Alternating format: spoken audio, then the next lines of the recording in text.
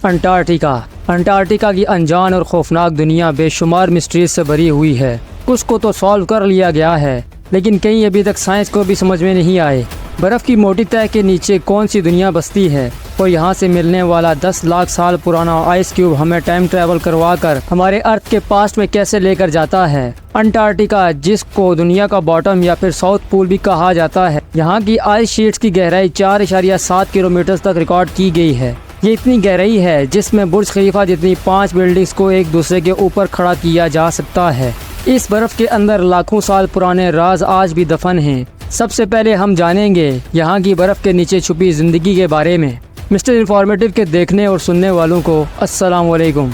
Number 1, 2022 में researchers ने satellite image की मदद से अंटार्कटिका में मौजूद लार्सन पीआई शेल्फ पर एक गैर मामूली निशान देखा। इनको इस पर शक तब हुआ जब क्रैक जैसा दिखने वाला निशान 2021 के बाद की फोटोज में ही देखा जा सकता था। इससे पहले ऐसा कोई निशान वहां मौजूद नहीं था। उन्होंने इस क्रैक को इन्वेस्टिगेट करने के लिए एक हॉट वाटर ड्रिल के आगे कैमरा लगाकर यहां सुराख करना शुरू किया। करीब 500 मीटर की गहराई पर जाकर ड्रिल को रोकना पड़ा, क्योंकि ड्रिल पर लगे कैमरा ने अंटार्कटिका के नीचे छुपी एक अजीब दुनिया का मंजर रिकॉर्ड कर लिया था। आइस शेल्फ के बीच एक सीक्रेट रिवर गुजर रहा था, जिसमें एक केव के अंदर हजारों लाखों एम्फीपॉड्स मौजूद थे।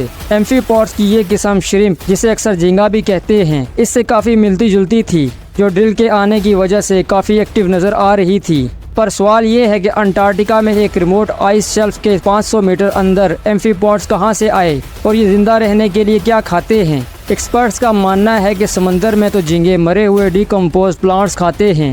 इसका मतलब ये हुआ कि अंटार्कटिका की इस सीक्रेट रिवर में ज़रूर कभी ना कभी प्लांट्स भी होते होंगे, जिनको खाकर ये अपनी दुनिया बसाए बैठे हैं। नंबर 2, समंदर का अभी तक का सबसे गहरा पॉइंट चैलेंजर्स डीप है। दूसरे नंबर पर ब्राउंसल डीप, लेकिन तीसरा गहरा पॉइंट अंटार्कटिका के सदर्न ओशन में मौजूद फैक्टोरियल डीप के नाम से जाना जाता है। इसको 2019 में डिस्कवर किया गया था, जिसकी गहराई 7437 मीटर कैलकुलेट की गई है। फैक्टोरियल डीप को सोनार स्कैनिंग की मदद से अंटार्कटिका के करीब डिटेक्ट किया गया है। इसमें शिप पर सोनार स्कैनर लगाकर सदर्न सी पर फैले पानी पर चलाया जाता है। अभी तक सी फ्लोर का जो मैप सोनार स्कैनिंग ने बनाया है, इसमें 1200 टेस्ट लगे हैं, लेकिन अभी भी रिसर्चर्स ये जान नहीं पाए कि ये पॉइंट कैसे बना था और इसका आसपास के समुद्री फर्श के साथ क्या कनेक्शन है।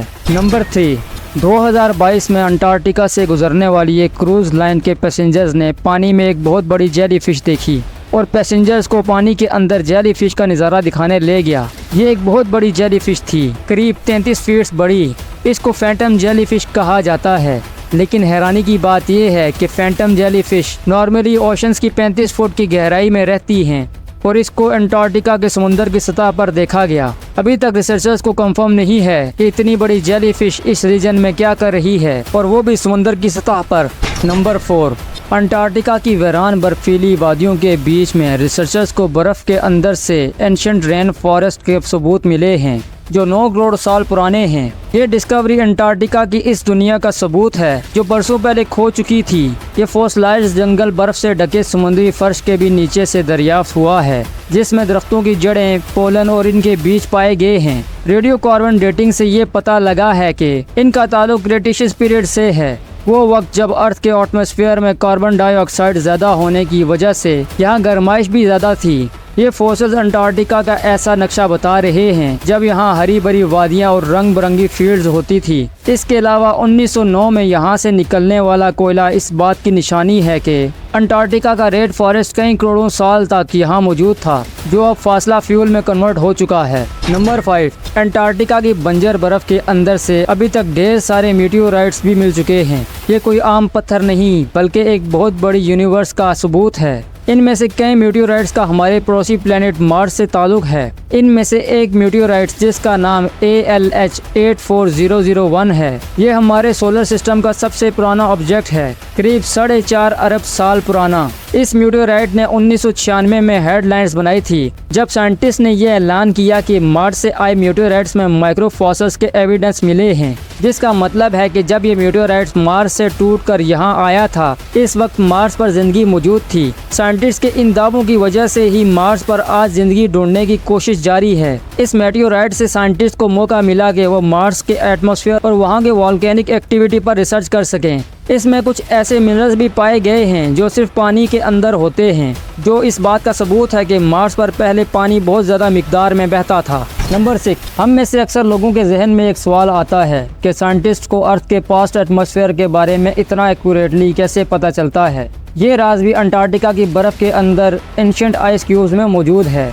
यहाँ पे पिछले हज़ारों नहीं लाखों सालों से बर्फ़ मेल्ट नहीं हुई, जिसका मतलब है कि इनके अंदर इस वक्त का एटमॉस्फेयर के एयर्स बबल आज तक रिजर्व्ड हैं। यहाँ तक पहुँचने के लिए आइस के पूरे कोर को ड्रिल करके बाहर निकाला जाता है। जितना गहरा कोर बाहर निकाला जाएगा, इतना ही टाइम में पीछे जाना आसान होगा। बर्फ़ की हर लेयर के अंदर मौजूद एयर बबल हर एक साल की एटमॉस्फेरिक कंडीशंस को महफूज रख कर बैठे हैं।